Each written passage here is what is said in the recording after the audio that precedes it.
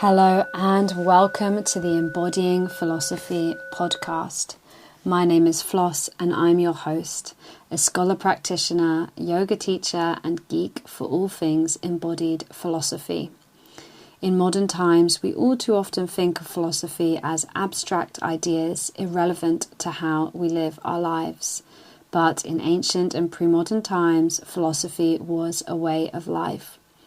This podcast seeks to explore and revive this understanding of philosophy as a way of life, embodying philosophy as the practice of meaningful inquiry in relation to our lives as they are lived today in a pluralistic and diverse world, through engagement with ideas, practices, and traditions across time and space, from yoga to Christianity and beyond.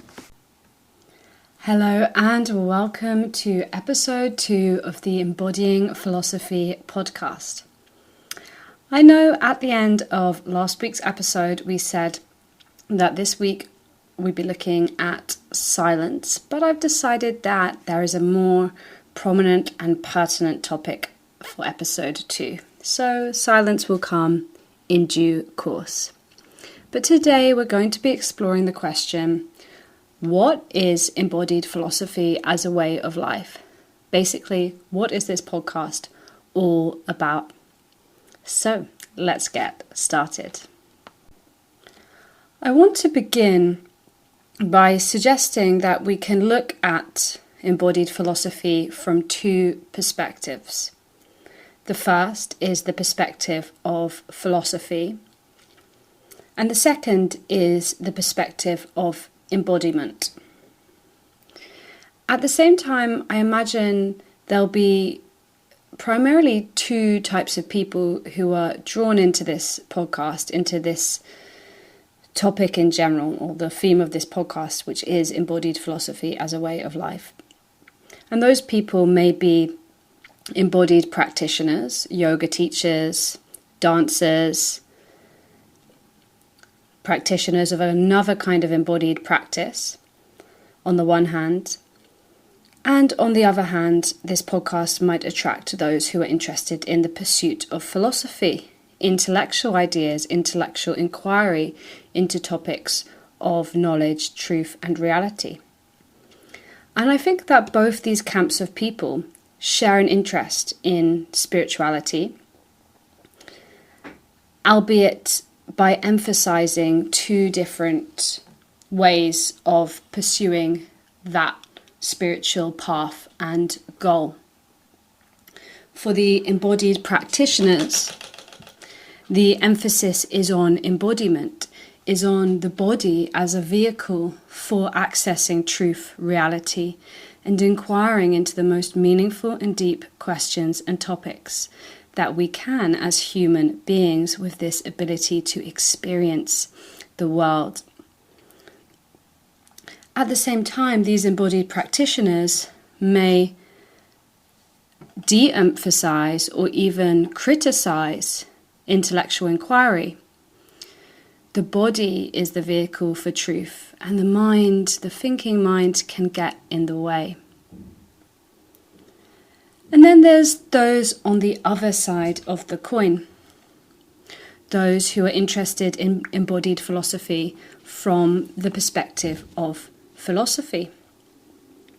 These are people who are interested or may be interested in philosophical texts, traditions, and see intellectual inquiry that emphasizes the mind as their path to deeper meaning, to spiritual meaning and inquiry.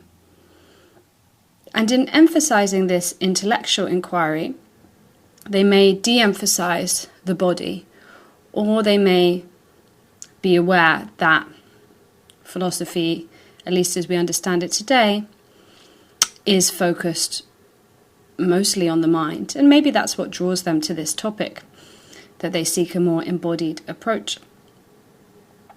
So we have these two camps of people, embodied practitioners and those interested in philosophy. And while we can split these two groups up. I do want to argue that they're two sides of the same coin. And this whole conception of embodied philosophy as a way of life seeks to rekindle these two sides of the coin, the side of the body and the mind, the side of embodied practice and the other side of intellectual inquiry. Because while modern philosophy has become quite disembodied, the truth is that philosophy is still an embodied practice. And in the past, as I'll explain a little bit more in the rest of this podcast, in the past philosophy was theory and practice. It was a way of life. At the same time, embodied practitioners today often prioritize the body over the mind. But I do think there is a problem here. Within many embodied circles, including ones that I've participated in, there's this idea that embodiment is imminent. Now, what do I mean by saying embodiment is imminent? Well, it suggests that we live in a world which prioritizes the mind, but the mind creates separation. We have a tendency to overthink and get stuck in our thoughts. And this takes us away from truth, reality, the true self even. It makes us disconnected. And from this perspective, it's the body that holds the vehicle to truth through experience. And being embodied in this way is imminent because it gives us immediate access to truth when we are in this embodied state. And such a vision of embodiment sees it as kind of universal and true. And while I don't deny that embodiment, connecting to the body, getting into your flow state, does have an innate quality to it and may give us access to what we experience as truth, revelation, deep insight, embodiment and embodied practice is also cultural.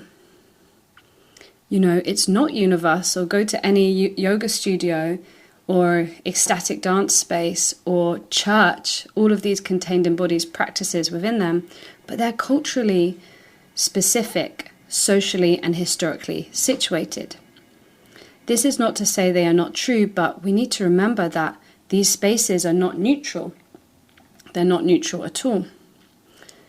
And this is where philosophy, I would argue, comes in. This is where philosophy, and more specifically embodied philosophy, is most important. So while embodied practitioners may overemphasize the body while underemphasizing the mind or intellectual inquiry, philosophers, or those interested in philosophical ideas, may overemphasize the mind and underemphasize the body. And the truth is, we need both. For embodied practitioners, we can talk and discuss and inquire into our practices, realizing that it's not neutral, they're not neutral, but culturally situated and specific, and therefore realize that we play a role in defining them and practicing them. And actually, we need ideas, frameworks, values for these practices to make sense. And through discussion, through philosophical inquiry as discussion, conversation, and our own practice of inquiry and reflection, can lead us to develop meaningful categories, ideas, frameworks, to participate in our practice in community. And in this way, bringing some more intellectuality into embodiment, embodied practice, through conversation and inquiry, can allow us to connect to others in community, but also contribute to conversation around our practices. For example, in yoga, What does it mean to be a modern yogi? What does it mean to be a modern practitioner in relation to yoga as it has been understood across time and space? Because yoga today is very different to how it was 3,000, 2,000, 1,000 years ago, 500 years ago, 200 years ago. And that's okay. But if we just take the philosophy that we inherit in many of the texts we emphasize in the yogic tradition and apply them to our embodied practice, well, we're not really doing the inquiry. We're not really making it relevant for our lives or thinking about how it might not be relevant. And one key point there that I'll just bring up as an example is the fact that early yogis were renunciates. They renounced the world to pursue meditation and enlightenment away from society. On the other hand, we are, or most of us, are not renunciates. We are householders. We live in a social world, and with it, the modern social world we live in brings up many new issues for us, anxieties, and if we don't discuss them and inquire into them in relation to our practice, or inquire into our practice, its goals, its values, its form in relation to our modern predicament and context, then we may find disalignment. Ultimately, this conversation regarding the embodied practice and the ideas which inform it can allow us to find more meaning. Actually, it can allow us to go deeper, much, much deeper into the practice and ourselves. So I may have gone on a little bit of a tangent there, at least in regards to the embodied side of the coin. But now I want to talk about the side of philosophy. So philosophy today is, at least as it's taught in modern universities, highly intellectual. Philosophy is divided generally into the continental and analytic traditions. Continental includes phenomenology, something I always struggle to pronounce, and is more, I guess, prose heavy. Whereas analytic philosophy is more about logic. But for the purpose of our conversation, it's worth noting that philosophy, since the European Enlightenment, has become increasingly disembodied. It's about pursuing truth, meaning, reality through the mind, intellect, and ideas. And in this way, it can seem pretty irrelevant to our modern lives. You know, the idea of being a philosopher may sound cool, good, important if you're into deep questions. But as soon as you pick up a philosophy textbook, or at least for many people, I think, you will get repelled and think, no, this is not really what I'm looking for. But the truth is that in the past, philosophy was very different. Philosophy in the past was embodied.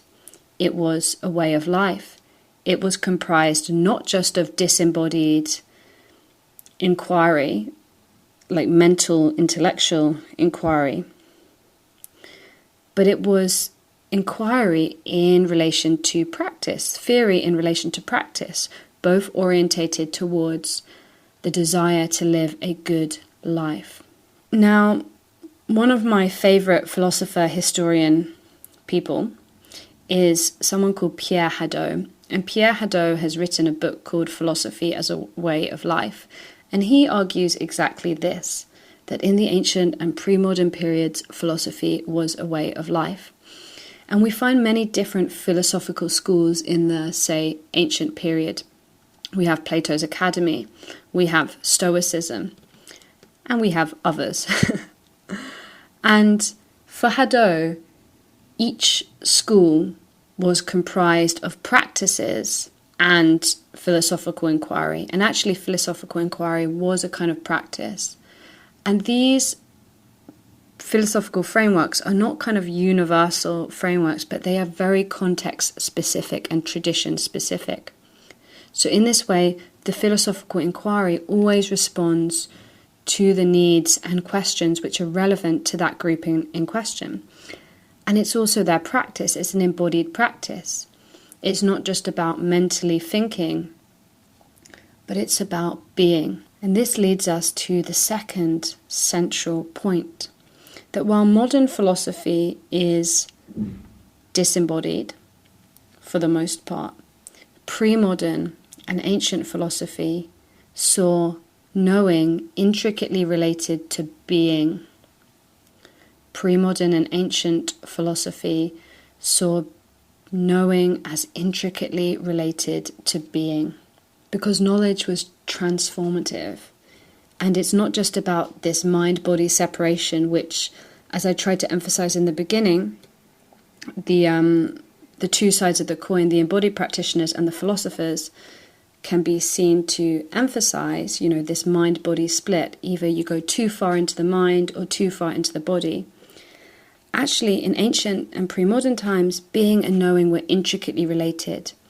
Knowledge was transformative, understood in relation to a broader kind of metaphysical, philosophical system, such as one that would have an understanding of God, humans' relation to God, creation's relation to God, this wider cosmology, and one of participation as well. So knowing, or the pursuit of knowledge, is a form of participation in God, God's being.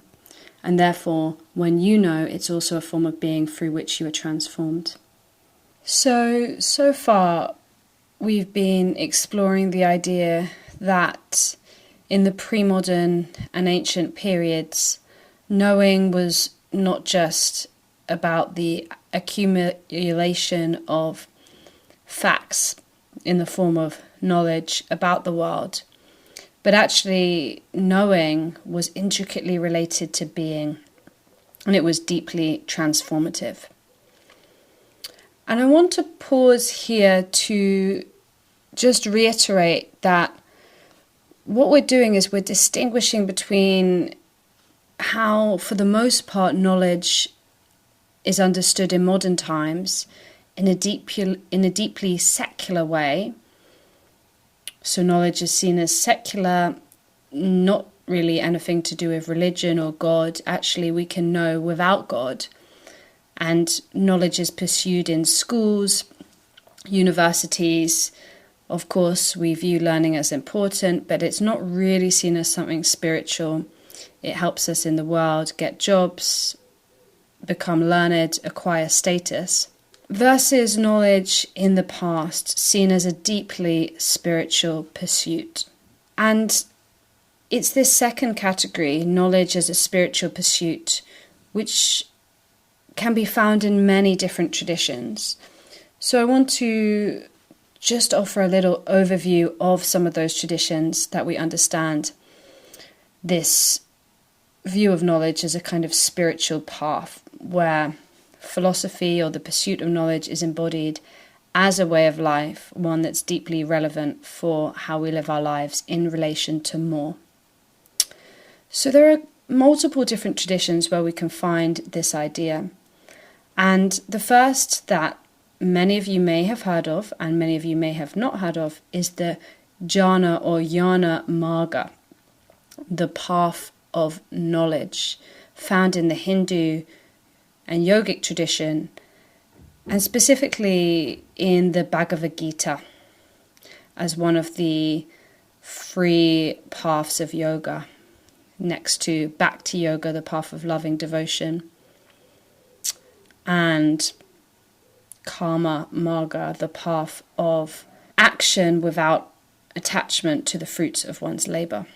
So the Jnana Marga within the Hindu yogic tradition sees knowledge as transformative. It sees knowledge as a path to the goal of yoga, which is liberation. And from this perspective, to know is also to be, because the knowledge is that which transforms us to see reality as it really is, and therefore lead us to liberation. But it's interesting because in this tradition, the Jnana Marga, it's also considered a razor's edge. It's also considered dangerous and risky. And we might imagine why this would be the case. The accumulation of knowledge can lead to hubris and attachment. It can lead to egotism and the belief that we're very learned and are very spiritual indeed. So it's kind of risky. And I would add that that risk has been partially realized in more modern philosophy, which has become hubristic about the power of human reason to know through intellect and will alone. Because the Enlightenment, with philosophers such as Descartes, Kant, ultimately took God's divinity out of the picture, and it relied on human will alone, human intellect alone, to know the world. And it became a kind of end in itself, as opposed to a practice of knowing as being one that transforms us in relation to the ultimate reality. And I'll talk a little bit more about that in a moment. But for now, I want to just mention the other traditions that we can find this understanding of knowledge as a spiritual path within. Within the Christian tradition, we have this idea of gnosis or theosis. And we also have the idea of gnosis in earlier ancient traditions as well. So gnosis comes from the root which means to know. And gnosis is this idea of knowledge of God. And it's closely related to theosis, which is ultimately the divinization of self in relation to God through knowing. This is also understood through the kind of mystical and contemplative traditions through which mystics, humans, seek to know God and also to be with God, to be in unity with God. And again, it's transformation of the self, of the soul. And often it's understood as an ascent, which is also a return. And the soul becomes harmonized and aligned with everything and with God. And this is a practice of knowledge. We also find knowledge as a spiritual path more broadly in the Christian tradition. And I want to emphasize that with all these traditions, with all these approaches of knowledge as a spiritual path, it's underpinned by a bigger, broader, larger cosmology or theology or philosophy or metaphysics. Basically, a view of reality of the world. Now, I do think that part of philosophy embodied as a way of life is reflection upon this ultimate cosmology or vision of the world, of the cosmic order of the relation between the lower and the upper, the human and the divine, creation and creator. Because reflection upon it allows us to participate in it. Yes, so these different traditions have a slightly different kind of understanding of the order of reality. And that means that their understanding of knowledge and of how we practice it slightly differs or can be articulated in different ways. So there's a distinctly Christian tradition which I want to tell you about. And this is one that I am deeply inspired by. And I don't think it's necessarily opposed at all to the other traditions and actually has a lot in common with them. But it's also quite specific to the Christian revelation. So from this perspective, all creation is ultimately God's creation. All creation in the world is God's creation. because God is creator, and we get this from Genesis, and that includes humans.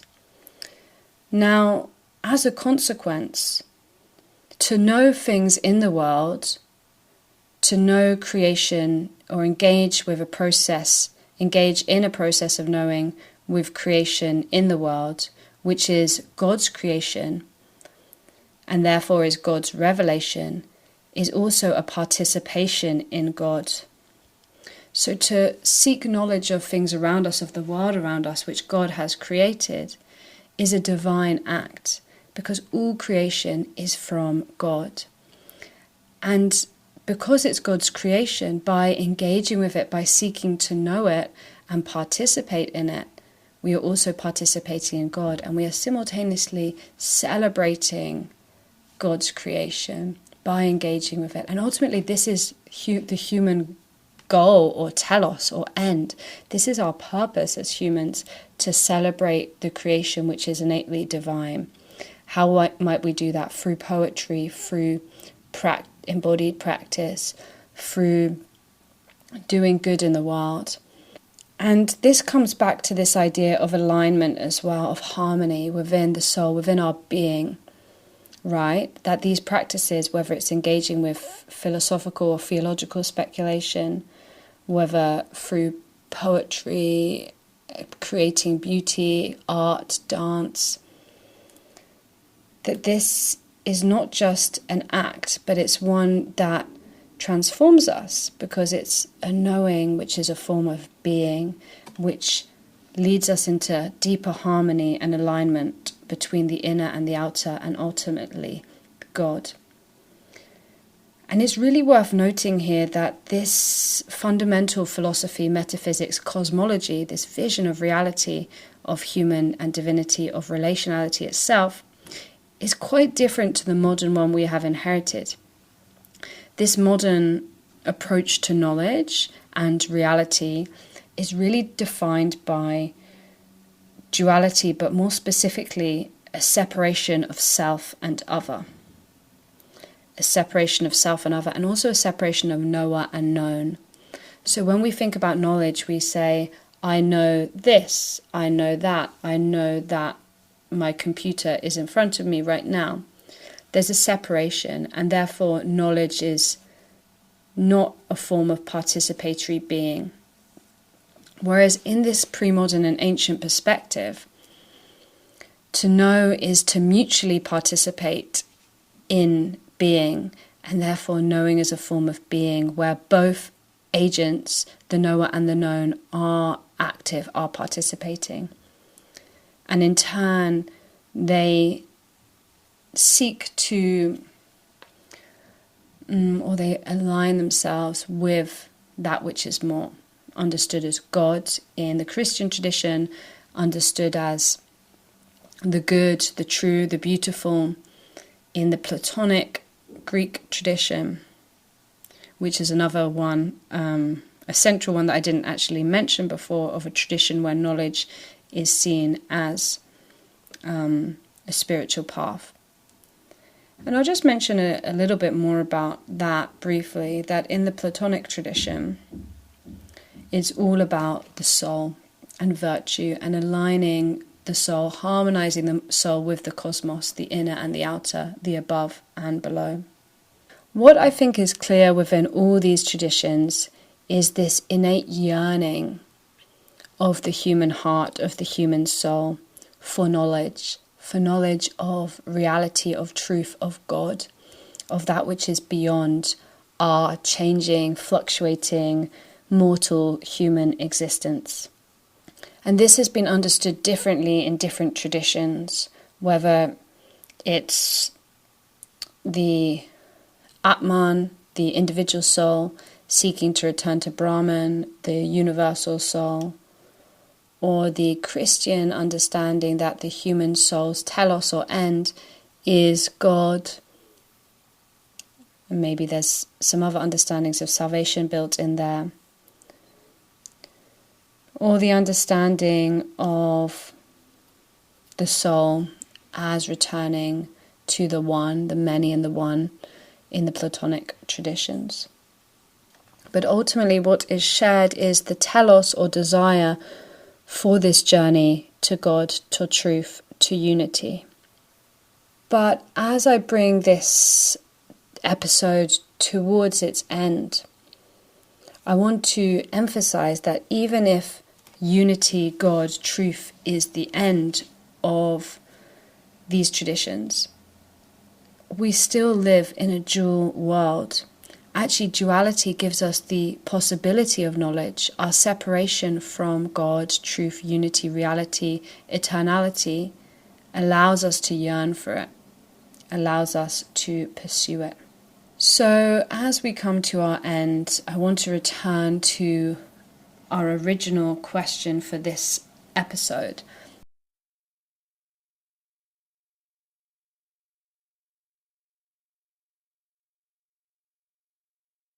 Now, I'm sure I've been on many a tangent in this episode, and I only hope that it's come across in the transmissive sense that I have felt it, that I have felt somewhat inspired discussing these topics, which I am deeply passionate about, and that may have taken us on a meandering journey, but I hope that you have got something from it. But as we come to the end, I just want to go over or return to that original question. So I'm ending by exploring the question, what is embodying philosophy as a way of life? And I want to offer a kind of summary. So for me, embodied philosophy is the pursuit of embodied practice and intellectual theory or inquiry. They come together. They are two sides of the same coin. Even philosophy is an embodied practice. Like, it's not just done in the mind, it's a cultural embodied practice. But more broadly, all embodied practices, to my mind, have and require cultural reflection, intellectual reflection. This is both because they're not neutral, they're not immanent, they're not a given, even though our experiences of them may feel like a given or a universal. And they are orientated towards certain values and goals, and part of participating in the practice is actually having agency in exploring and realizing those goals by exploring them intellectually, theoretically, as well as physically, practically. We can go deeper into them. We can create a deeper gradation of understanding. Concepts, language, their purpose is not an end in itself. The philosophical system is not an end in itself, but it aids us to go deeper into the practice and into its significance in our lives and in community. And I think this links well to the next point, which is that embodied practice and intellectual inquiry, they are two sides of the same coin, but they are simultaneously orientated towards truth, goodness, beauty. We might say God, divinity, spirit. They're not an end in themselves, a nice system or a fancy yoga pose or the like, but they form us in relation to that which is more. And this is absolutely central to embodied philosophy as a way of life. That practice and theory, their role is to form us into humans, to form our subjectivity, our whole being, in relation to that which is more. If we have a divine spark within us, then the theory and the practice helps us develop that. It gives us the structures through which we can realize our purpose. So it forms us. And this is what I was saying before about participation. And we might talk about the soul as the seat of yearning through knowledge, yearning knowledge to realize truth, telos, desire. Okay, so embodied philosophy is both theory and practice in relation to that which is more than us, which helps us relate to and realize ourselves in relation to that more. It forms us. but also it's contextually situated and specific, often done in the context of an ongoing tradition. And this is really crucial to my mind, that philosophy is not about abstract systems. We don't just look at an ancient text and supplant the concepts and ideas in modern times. There's always translation going on between cultural contexts. We've got to make the teachings significant for our lives. And part of that is through the practice of embodied philosophy, through inquiry, not just alone, but in community, as part of an ongoing tradition and community.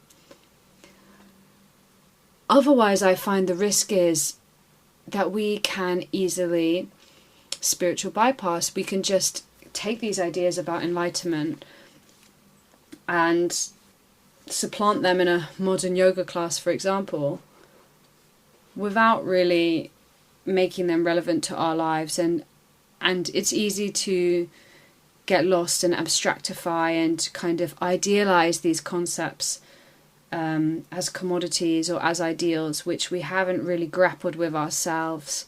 It's a very capitalistic neoliberal approach, and often these ideas map on subtly to neoliberal modern ideas of individualism or hyper-individualism and the ego self, as opposed to a more, we might say, spiritual self. The final point I'll add there is about tradition. And I'm sure one thing that will come up more often in this podcast is tradition. I think it's really important, and I think it's got a bad name in society today. We are part of a tradition. We're part of the Western tradition. We inherit a lot from Christianity, whether we know it or not. But today, traditions are more complex. Because of globalization, many ideas from different traditions coexist and relate. And so part of embodying philosophy as a way of life in this modern and deeply pluralistic world, there's many different views and religions and belief systems. We might say many truths, many paths.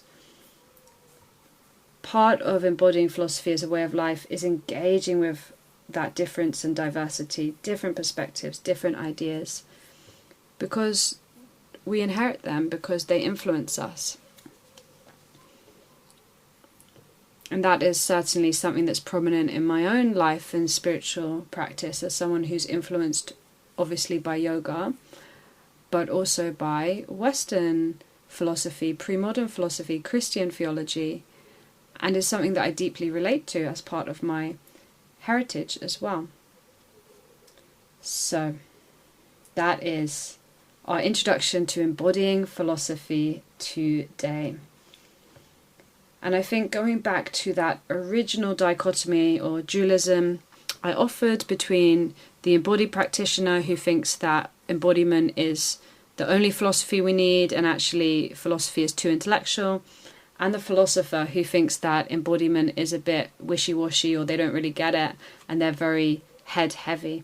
We need both. And when we realize that we are humans who exist in time and space, in place, in relation to others, actually all our thought is embodied and all our embodiment is shaped by thought.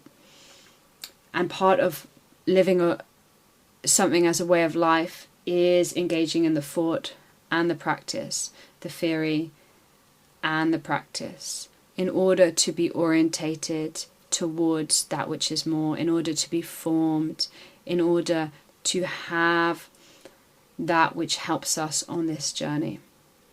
Now, I'm sure I've been on many a tangent in this episode, and I only hope that it's come across in the transmissive sense that I have felt it, that I have felt somewhat inspired discussing these topics which I am deeply passionate about, and that may have taken us on a meandering journey, but I hope that you have got something from it. So thank you so much for listening to episode 2 of the Embodying Philosophy podcast. I hope you enjoyed it, and I look forward to seeing you next week. Have a wonderful rest of your week, and see you soon. Bye-bye.